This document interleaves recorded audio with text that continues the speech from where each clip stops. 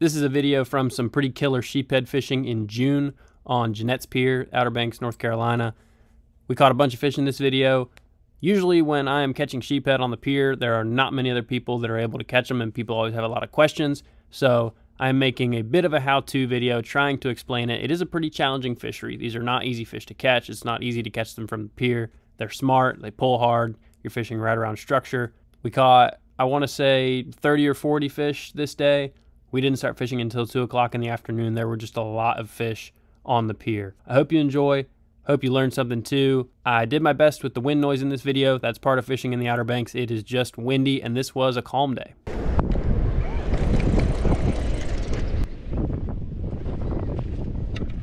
The key to any good sheephead fishing outing is primarily your bait. Bait is number one in sheephead fishing. Gotta have some sort of crabs usually. I tend to fish with fiddler crabs. You can see I'm getting one out right here. Another part of sheephead fishing is you're going to go through a lot of fiddler crabs. You can see I'm hooking one on here and there's a little piece of one hanging on the hook. Sheephead love to just nibble at your bait, and no matter how good of a fisherman you are just going to lose a lot of crabs, and that's part of the game. So you got to be prepared with a lot of bait.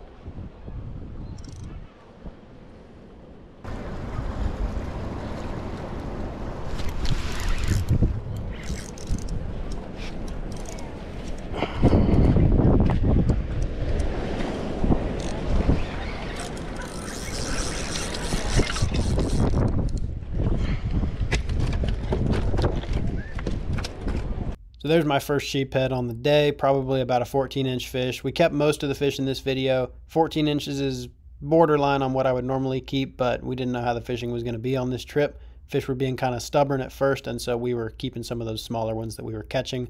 They do only have to be 10 inches long to the fork in North Carolina, so this fish was not even a question about being legal.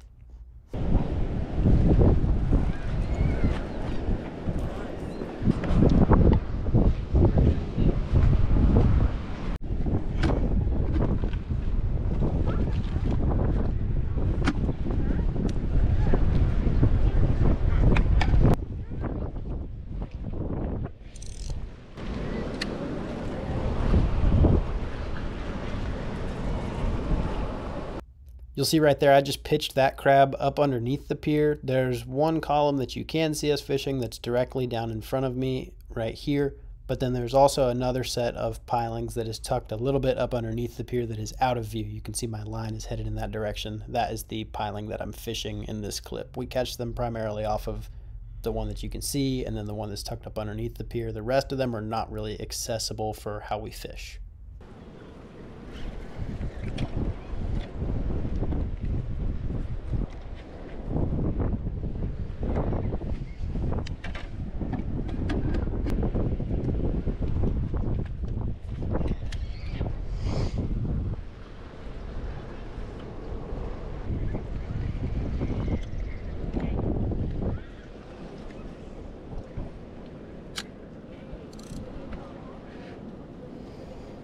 Now you'll see I've moved out to that front column again, probably because I saw some fish feeding there, and I end up hooking one that's pretty solid.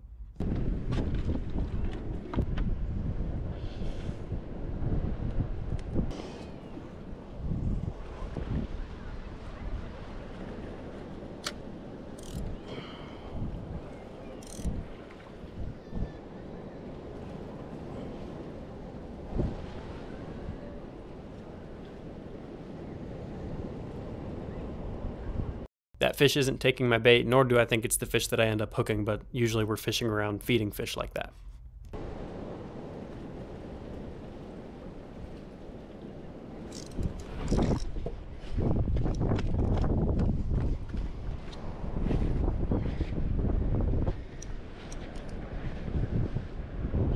Can you get a net for me? Quick, please.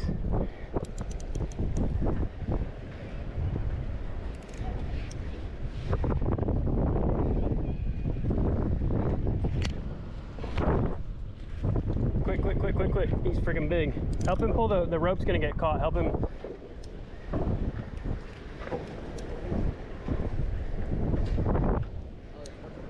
Yeah, just go straight down. I'll try to guide him in there.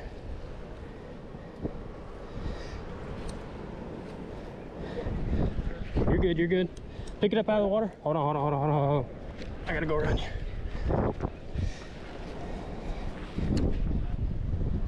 Lift up more. We'll wait till he's ready to try to drop it. He still hadn't really fought yet, which I'm concerned about.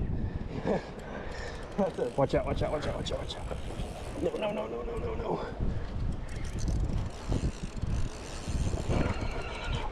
Come on, come on, come on. All right, you just stay right where you're at. Thank you for helping. Yeah, no problem.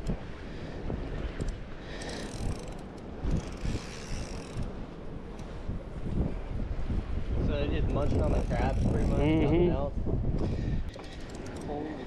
All right, you ready? You ready? You ready? You ready? Yeah. Wait. Yeah. You the man. Nice. That's a big one. Yeah, it is. I think he was so old he didn't pull that hard. Like, you know what I mean? Like, when I hooked him, he just came right to the top and didn't do anything. Yeah, that's a big one. Nice job. Thank you. They're not easy to get up in a... No, I literally think this one's so old. Look, see how he's kind of, seriously, see how he's kind of like old and sick looking, like he's real skinny. He didn't fight very hard for how big of a fish that is. That thing's sick. It's a cool fish.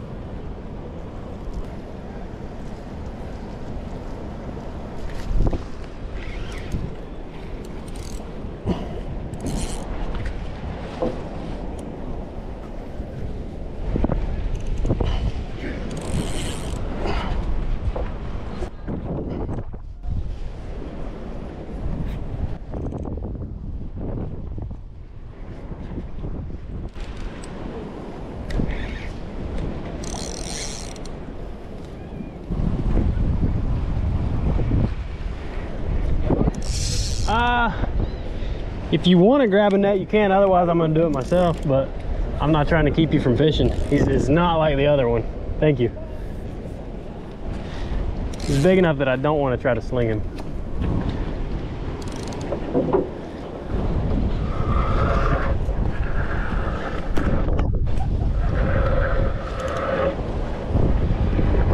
All right, and I'm going to try to do that same thing where I come past you. Oh, sorry.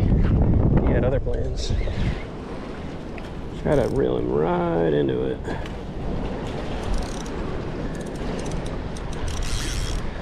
Yeah, he's pretty upset. There you go. Thank you.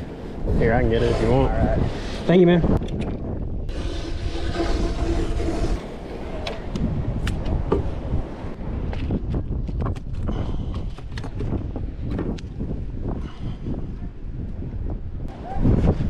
It's a good thing we netted him.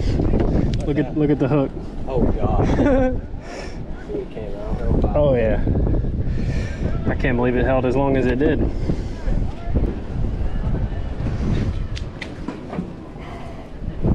Camera makes it look kind of small, but that's a 17-inch tape on top of that cooler, and he's longer than the cooler.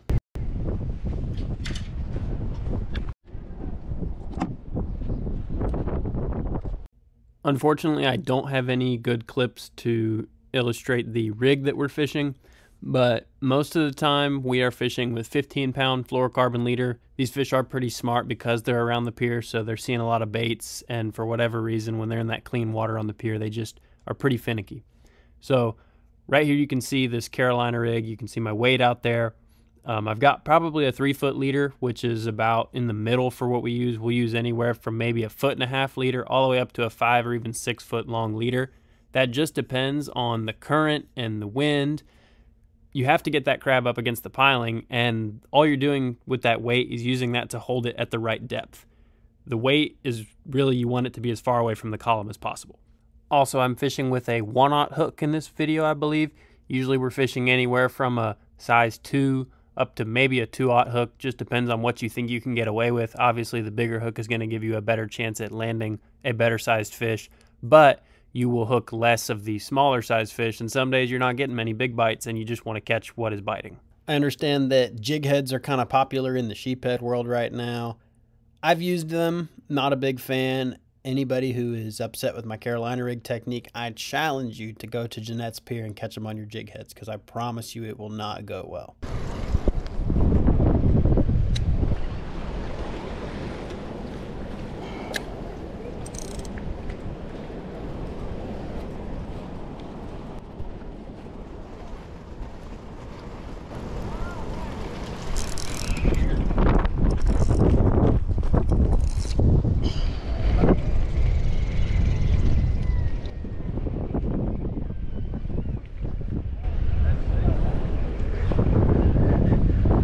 That's part of sheephead fishing. I'll get another one, I bet.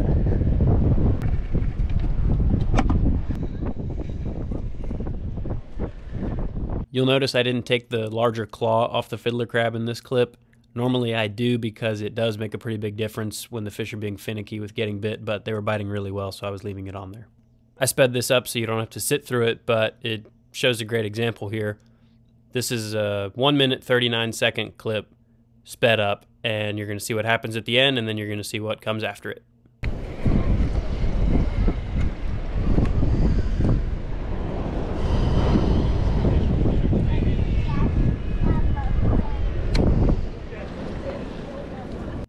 So I thought the fish were biting well, and then I didn't get bit.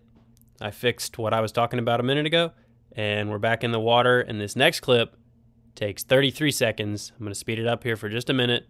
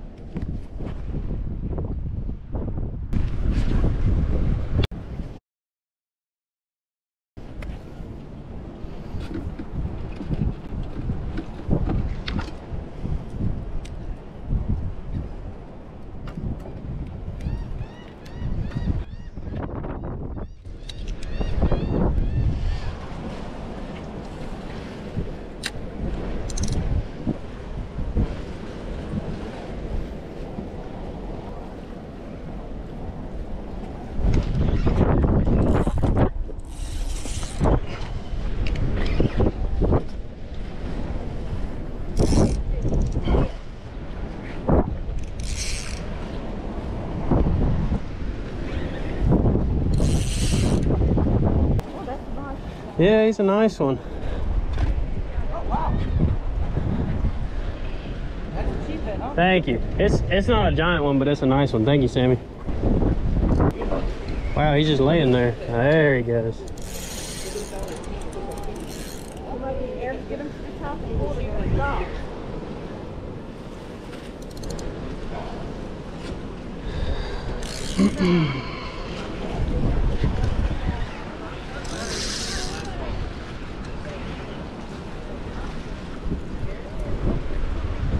And there he goes. Thank you, sir.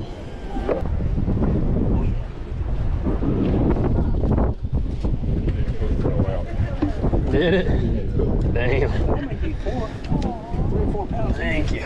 That's a good catch, man. Thank you. Oh yeah, look, I can see his teeth. We got rows of like molars.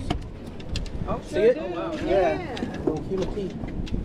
You keep or you catch on release? I'm keeping them. Right on. Yeah, they're really, really good to eat. Yes, they are.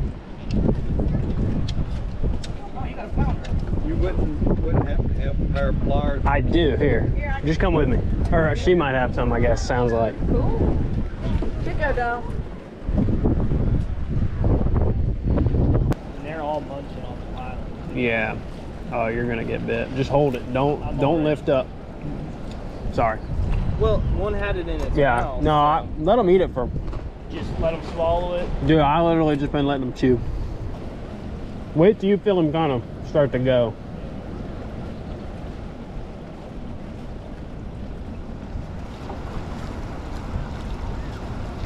You want a net?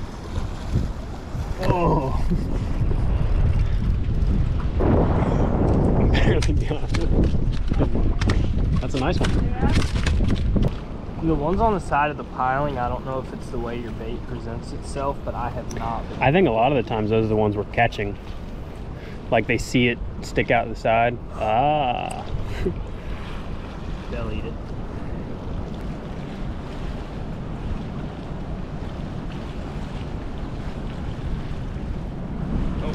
Oh gosh, go, go, go. I'm gonna get a net. You got him out? Yep.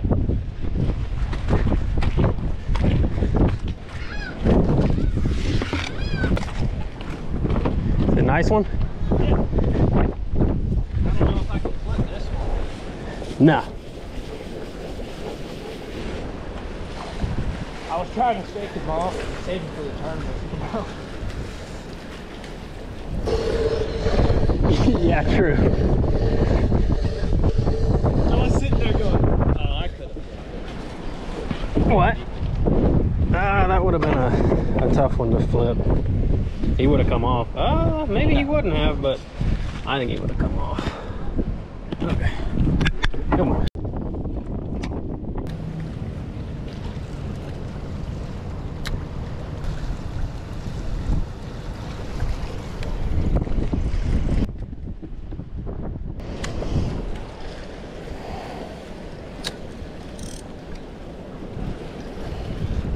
My line is at a bit of an angle here. That is because I'm letting the weight on my Carolina rig sit directly against the column, and it is a really good way to get bit. It is a little riskier because your bait and your line and everything is right against the barnacles and whatnot, but it helps to get bit.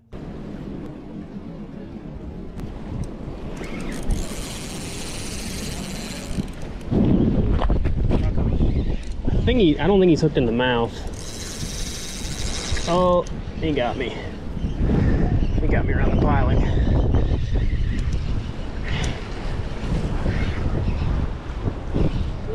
Huh.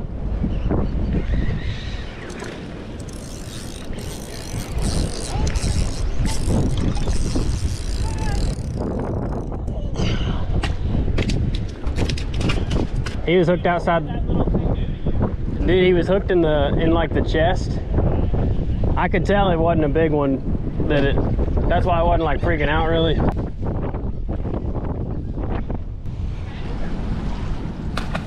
That's gonna be it for this video. We caught, like I said, a bunch of sheephead on this day. That biggest one was a little over 8 pounds, and we had a lot of fish in that 14 to 16 inch range, few in that 4 to 5 pound range. Really good fishing. Gonna end it on a fish loss. This is classic sheephead fishing. Part of it is that you're fishing for big, strong fish around lots of concrete and barnacles and mussels, so you're just gonna lose some.